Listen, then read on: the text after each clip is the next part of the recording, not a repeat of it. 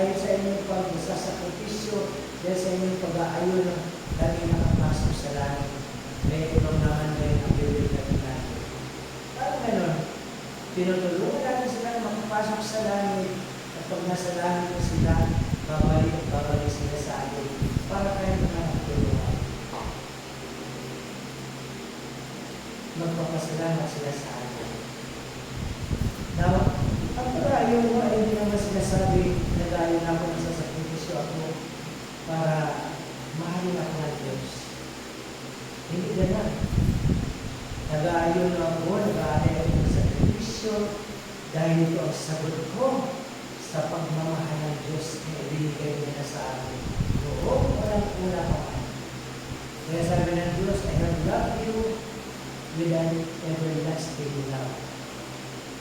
Bago kayo sinuot sa silang una ng iyong nanay, pinag-isipan ka na ng Diyos. You are not an accident.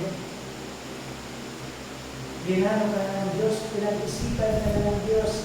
Ito ang magiging itsura mo, ito ang magiging pagkatao mo, isusuot kita sa nanay mo. At ngayon, tinawag ka niya para sa isang buhay, para sa mission, para sa Diyos. Sumagot ka ngayon, dahil yung pag-ibig na yun, ay kailangan talaga bigyan natin ng pasin. Bigyan natin ng sagot.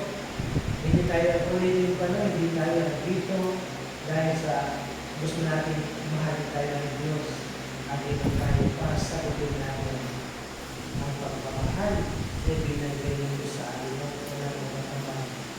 So, anong response natin dito sa pag-aayon? Fast with love. Huwag kayong magayon nun dahil sa mga katakaran lang. Hindi ito gagawin, di ba? Sinabi sa inyo, may mga do's and don'ts. Huwag sana magbigyan na ng attitude natin na hindi ko ito gagawin dahil bawal.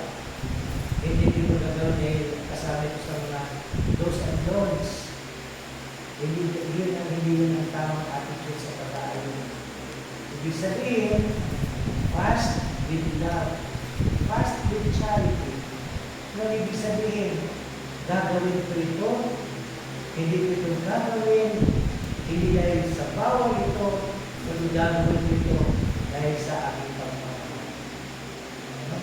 Mamahalin ko ang pag-aayon ko, mamahalin ko ang pag-aaral ko, hindi dahil ko sa disiplina, kundi pag-aaral ng ating pagmamahal sa Diyos. It's a noble vocation. Bakit naman sabi ko? Kasi alam nyo, ang daming tao, ayaw na ayaw mag-ayaw. Dahil it is against human nature. Against human nature.